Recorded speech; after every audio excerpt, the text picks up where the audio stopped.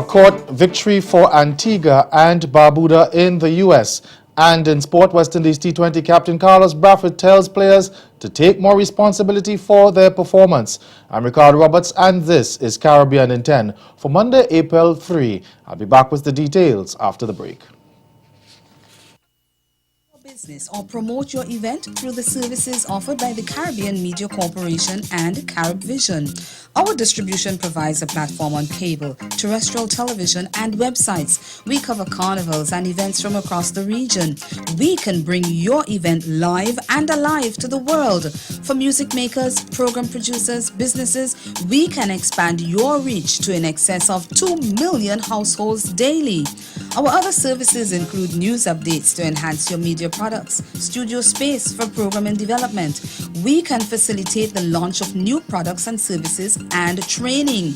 Contact us and we will help you unleash your creative ability, develop products and services, and provide the medium to watch them grow. Contact Loretta Skeet at cmccaribbean.com or call her 1-246-467-1044 or 1-246-253-3889. Call and book your carnival or event today. Now, one of the things, we've spoke before, and one of the things we're talking about is vulnerability and just being yourself. Why do you think fans are attracted to that for you? I think that you just can't fake authenticity. And there's something about when a person is original, authentic, where you can see a piece of yourself in them. And most of the times, that's what we're here to do, to be a reflection, not just of our own experience, but of life, the whole life experience. And I think that people grab on a piece of that when you make them feel understood.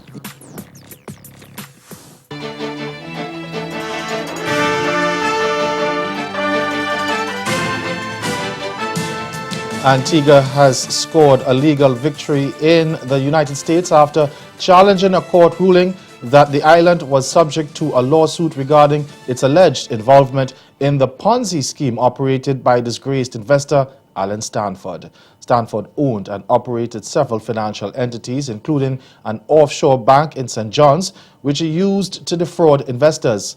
And plaintiffs in two class actions had filed a suit alleging Antigua actively and willingly participated in Stanford's scheme and knowingly provided him and his business a safe harbor from regulatory scrutiny. They claimed that Stanford and Antigua had a quid pro quo relationship in which Stanford paid incentives and bribes and made loans to Antigua and its public officials to ensure that he and his organizations were deemed compliant with local regulations. The U.S. District Court for the Northern District of Texas had ruled that Antigua and Barbuda could not claim immunity under the Foreign Sovereign Immunities Act against the lawsuits, but the appeal court has reversed the district court's determination that it had jurisdiction over certain claims against Antigua and Barbuda, a foreign country. Now, Stanford was sentenced to 110 years in jail in March 2012 on fraud, conspiracy, and obstruction charges. The union representing LIAT pilots is calling for the removal of the current management team. The call comes from the Leeward Islands Airline Pilots Association, LIALPA, and it comes on the heels of reports from management that the airline experienced several flight delays and cancellations yesterday due to industrial unrest. Acting CEO Julie Reefer-Jones said LIAT expects that to continue in the coming days as the company seeks to reach a resolution. But LIALPA has distanced itself from that statement, insisting it is not involved in any industrial unrest. Unions representing LIAT employees had earlier threatened to take action if the company continued to pay salaries late. They also said they had participated in a salary deferral exercise in 2014, which was expected to last 5 months. However, it went on for 14 months. Now, LIALPA says it is prepared to accept an invitation to attend a meeting of shareholder governments in Barbados on Tuesday, but contended that it was not given enough time off to meet and consult the other union partners before attending the Bridgetown talks. Now, Lialpa said they will no longer subsidize the incompetence of management, and it has no other choice but to call on shareholder governments to remove the current management of the company. The assets of a Trinidadian-born ISIS fighter have been frozen in his homeland following the United States classifying him as a global terrorist. And Attorney General Faris Alwari says government will be going to court to take more names of people they want placed on its terrorism watch list. The action against Shane Crawford means the government can seize his assets. Now, Crawford was added to the terrorism watch list in the Twin Islands Republic after the U.S. State Department put him on its specially designated global terrorists last week. In Jamaica now, the Ministry of Commerce says the country will hear this week whether the ban on the importation of corned beef from Brazil will be lifted.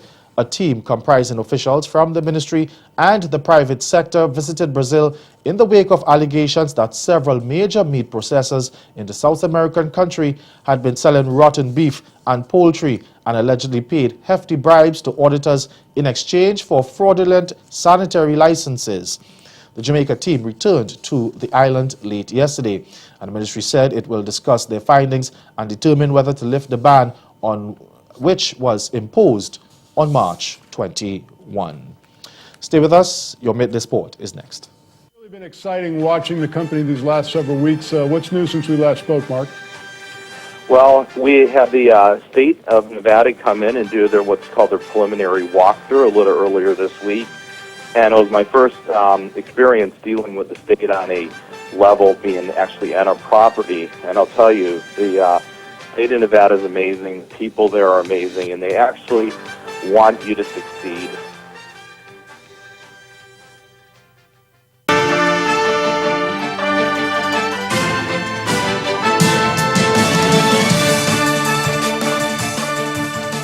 West Indies T20 captain Carlos Brathwaite has stressed the need for players to take more responsibility for their performances following their 3-1 series loss to Pakistan yesterday.